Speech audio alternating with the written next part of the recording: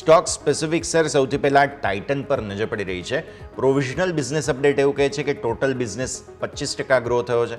Jewellery segment 26%, watch and wearable segment 20%, ચશ્માનું division છે તે 6% વધ્યું, ઇમર્જિંગ બિઝનેસ 14% વધ્યો, કેરેટ લેન જે હીરાનું સેગમેન્ટ છે તે 28% ગ્રો કર્યું અને 75 નવા સ્ટોર્સ ખોલ્યા છે. આ બધાની વચ્ચે ટાઇટન જે છે તે અત્યારે કોશિશ કરી રહ્યું છે કે અહીંયાથી ખાસ ફરી એકવાર મજબૂતી બતાવે, પણ શરૂઆત જે છે તે અત્યારે ફિલહાલ ઓલમોસ્ટ 2%ની મજબૂતી સાથે થઈ રહી છે. સર, ચાર્ટ્સ પર કોઈ કન્વિન્સિંગ સેટઅપ બની રહ્યું છે અહીંયા?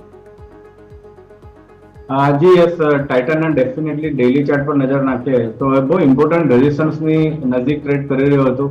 3800 અને 3850 કમ્પ્લીટલી આ રેઝિસ્ટન્સ ઝોન પાસે આપણે ઘણા ટાઈમ સુધી ટ્રેડ કર્યો, પરંતુ જે લાસ્ટ વીકની અંદર આપણે માર્કેટમાં જે સેલ ઓફ જોયું, આ કાઉન્ટરમાં પણ આપણને સેલ ઓફ જોવા મળ્યું, પરંતુ આ બહુ ઇમ્પોર્ટન્ટ ઓપોર્ચ્યુનિટી હતી. માર્કેટ આ સ્ટોકની અંદર જે ડીપ જોવા મળી રહ્યો છે, બહુ ઇમ્પોર્ટન્ટ બેઝ 3600-3650 પાસેથી, તો એક ઓપોર્ચ્યુનિટી હતી લોંગ કરવા માટે. આજે જે એક મજબૂતીથી શરૂઆત કરવા જઈ રહ્યા છે એ જોતા એવું લાગી રહ્યું છે કે ઉપરમાં 3860-3850ના જે રેઝિસ્ટન્સ આપણે ટેસ્ટ કર્યા છે એનો બ્રેકઆઉટ આપણને જોવા મળી શકે છે નેક્સ્ટ ફ્યુ ટ્રેડિંગ સેશનમાં. તો ડેફિનેટલી વ્યૂ પોઝિટિવ છે. લોંગ આપણે આની અંદર ઇનિશિએટ કરી શકીએ છીએ.